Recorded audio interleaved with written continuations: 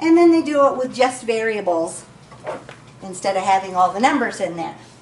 So if I want to solve this one for I still want to think about those same steps. If there's a fraction, I want to get rid of the fraction. So I'm going to start by multiplying both sides by the I. So I'm going to have IR equals E. Then I'm going to look at it and say, well, how do I get the I by itself then?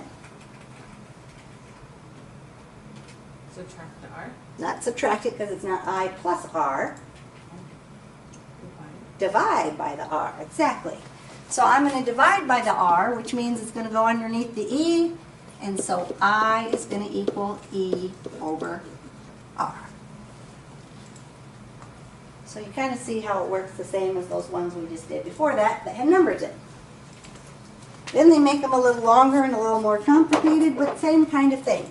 I want to get rid of the fraction as my first step, so the first thing I want to do is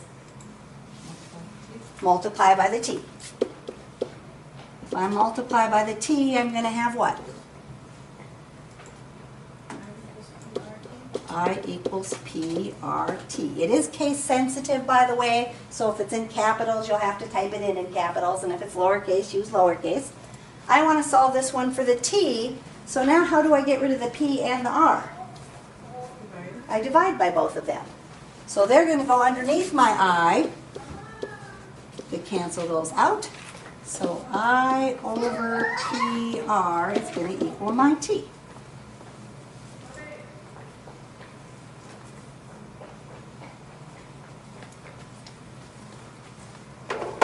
And then in the same group, they have some proportions.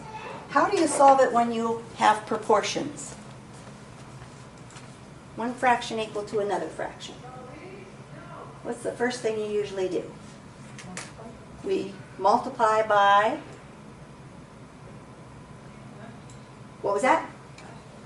The F and the A. What you're really ending up doing is you're cross multiplying, because if I multiply by the F and the A on both sides, one side the F cancels out and the other side the A cancels out. So usually when you have a proportion, you just say, I'm just going to cross multiply. So I'm going to have MA equals 6F, right? And then if I want to solve that for A, I would